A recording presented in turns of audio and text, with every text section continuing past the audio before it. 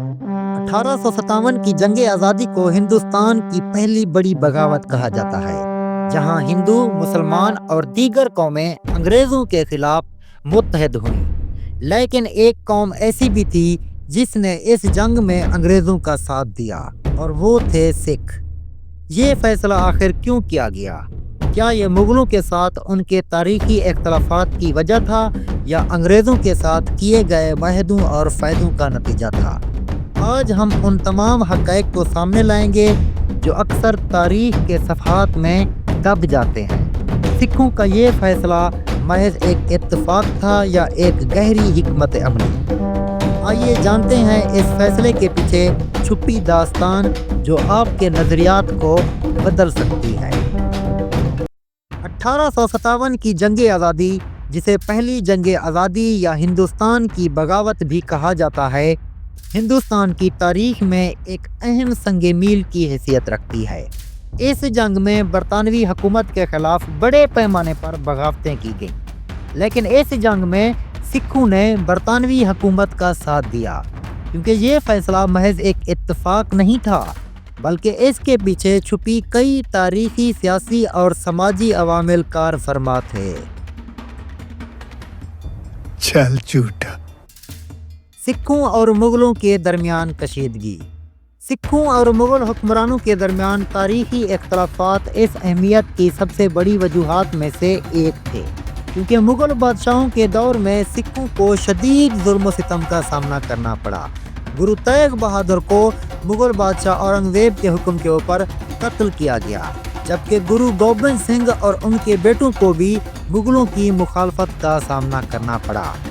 مغل حکومت کے زوال کے بعد سکھوں نے مہاراجہ رنجیت سنگھ کی قیادت میں اپنی ایک آزاد ریاست قائم کی، جو مغلوں کے اثر و رسوخ سے بالکل آزاد تھی۔ سکھ سلطنت کا خاتمہ اور برطانوی حکومت۔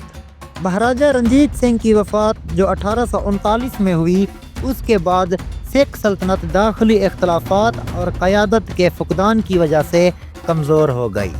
1845 سے 1849 کی اینگلو سکھ جنگوں کے بعد برطانوی حکومت نے پنجاب کے اوپر قبضہ کر لیا اور سکھوں کو برطانوی راج کے تحت زندگی گزارنے کے اوپر مجبور کیا گیا۔ انگریزوں نے سکھوں کے ساتھ مفاہمت کی پالیسی اپنائی، خاص طور پر ان کے مذہبی جذبات کا احترام کرتے ہوئے ان کے ساتھ انتہائی قریبی تعلقات استوار کیے۔ برطانوی حکومت اور سکھوں کے درمیان تعلقات۔ برطانوی حکومت نے سکھوں کو اپنی فوج میں اہم مقام دیا اور انہیں مالی فوائد، عزت اور مراعات فراہم کی گئیں۔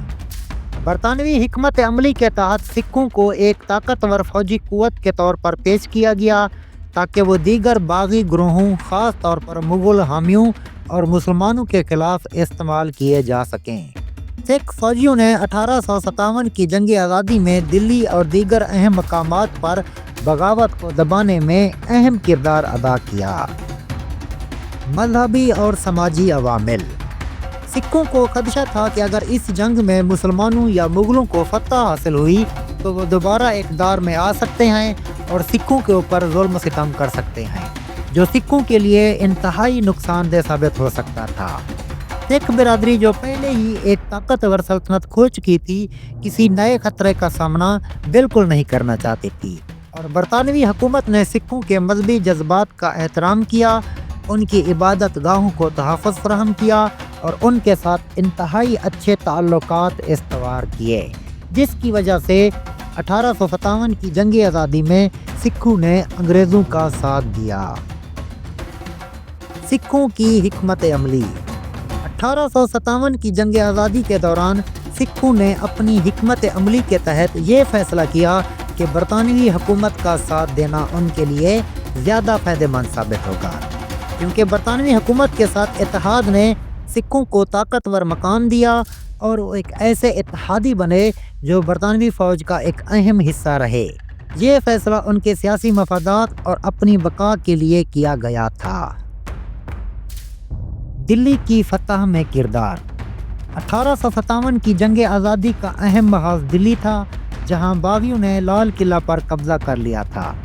سکھ ریجمنٹ کو دلی پر دوبارہ قبضہ حاصل کرنے کے لیے بھیجا گیا تھا، دلی کے مارکے میں سکھ سپاہیوں نے شدید مزاحمت کا سامنا کیا، لیکن اپنی بہادری اور حکمت عملی سے باغیوں کو پسپا کرنے میں بھی کامیاب رہے۔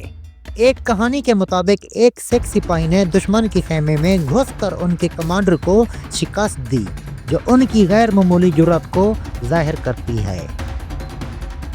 کانپور کی جنگ۔ کانپور کے مارکے میں بھی سکھ سپاہیوں نے اپنی جان کی بازی لگائی اور برطانوی فوج کو کامیابی دلانے میں مدد کی، اور یہ کہا جاتا ہے کہ کئی سکھ سپاہیوں نے اپنی جانیں قربان کر کے دشمن کو شکست دی اور برطانوی افسران کے ساتھ وفاداری کا ثبوت دیا۔ روہتاس اور اٹک کے محاذ۔ سکھ سپاہیوں نے پنجاب اور شمالی ہندوستان کے علاقوں میں باغیوں کو دبانے میں نہایت اہم کردار ادا کیا۔ ان علاقوں میں سکھ ریجمنٹ کی موجودگی نے برطانوی فوج کو مضبوط سہارا دیا۔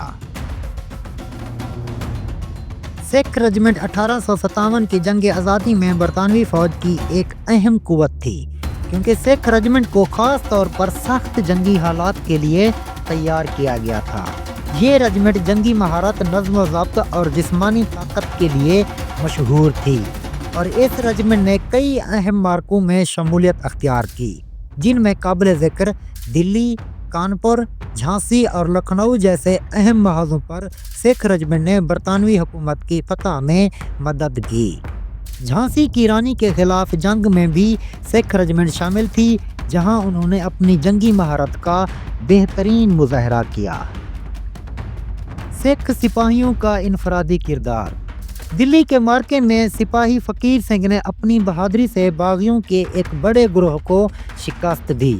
کانپور میں کپتان ہرنام سنگھ نے ایک باغی دستے کے خلاف زبردست حملہ کیا اور برطانوی افواج کے لیے فتح حاصل کی۔ اسی طرح لکھنؤ میں سپاہی اجمیر سنگھ نے اپنی جان کی قربانی دے کر دشمن کے توپ خانے کو تباہ کیا۔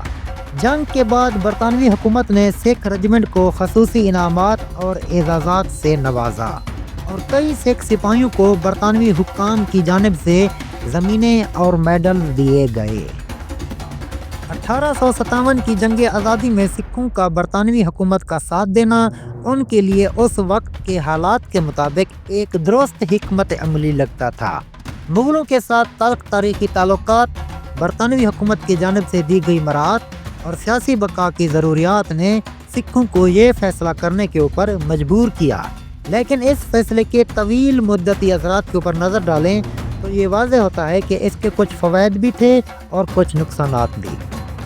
اگر فوائد کا ذکر کیا جائے تو سکھوں نے برطانوی حکومت کے تحت ایک مضبوط فوجی اور سیاسی حیثیت حاصل کی۔ انہیں فوج میں اہم مقام، زمینیں اور مراعات ملی، جو ان کی معاشی حالت بہتر کرنے میں معاون ثابت ہوئی۔